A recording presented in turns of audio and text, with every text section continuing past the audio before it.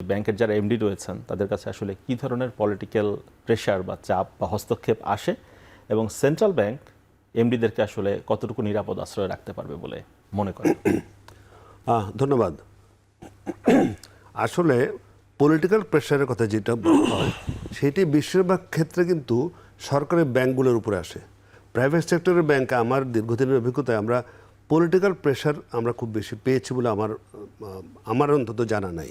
Political pressure যদি আমরা একটু বলি শুরুতেই, সেটা হচ্ছে যদি আপনার বোর্ডে কোনো পলিটিক্যাল পার্সন থাকেন সেক্ষেত্রে না, সেই ক্ষেত্রেও মানে অত বেশি এটা অনেক বেশি ব্ল্যাটেন্ট হয় না, অনেক বেশি চোখে পড়ার মতো কিছু হয় না যেটা সরকারি ব্যাংকগুলোতে হয়। তো সুতরাং সেই ক্ষেত্রে নর্মালি তো সেন্ট্রাল ব্যাংকে তো আসলে ব্যাংকের এমডিদের সুরক্ষা দেওয়ার কথা এবং সেরকম আইনেও আছে যে বোর্ড চাইলেও কোনো এমডিকে চাইলে ফায়ার করতে পারবে না, এটা সেন্ট্রাল ব্যাংকের পারমিশন লাগবে ইত্যাদি, এইসব সুরক্ষা কিন্তু দেওয়া আছে। কিন্তু গভর্নর সাহেব নতুন এসে যে কথাগুলো বলছেন এগুলো যদি রেটোরিক্স না হয় তাহলে আমি বলবো যে হ্যাঁ তিনি হয়তো একটা পজিটিভ মাইন্ড নিয়ে এই কথাগুলো বলছেন, কিন্তু কথা হচ্ছে আদৌ এই যে সেন্ট্রাল ব্যাংকের আমরা অটোনমির কথা বলি, সেই সেন্ট্রাল ব্যাংকের অটোনমি নিশ্চিত না করা পর্যন্ত এই কথাগুলো তিনি কতখানি পালন করতে পারবেন সেই ব্যাপারে আমার এখনও সংশয় আছে। কেন কথা বলছি যে এই অটোনমির বিষয়টা দীর্ঘদিন ধরে চলে আসছে এবং বিগত অন্তর্বর্তী সরকার তারা অনেকগুলো সিদ্ধান্ত নিয়েছে, খুব মানে সংবিধানে কোনো তোয়াক্কা না করে অনেক সিদ্ধান্ত নিয়েছে। এই সিদ্ধান্ত তারা নিয়ে যেতে পারতেন কিন্তু তারা এটা করেননি, কিন্তু খুবই প্রয়োজনীয় একটা সিদ্ধান্ত ছিল, এইটা করা উচিত ছিল।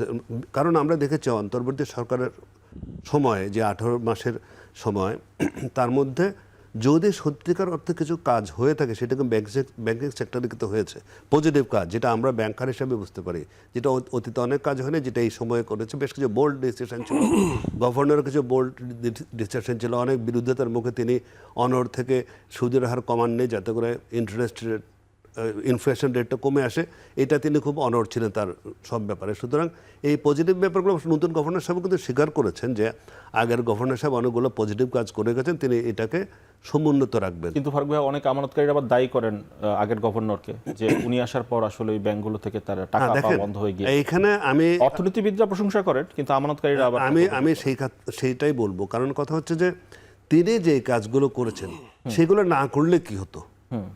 তাহলে কি তিনি এসে আগের সরকারের মতো কিংবা আগের অর্থ মন্ত্রণালয় কিংবা অর্থমন্ত্রীর নির্দেশে এই খেলাপি ঋণগুলো কি তাহলে কার্পেটের নিচে চাপাই দিয়ে রাখলে ভালো করতেন?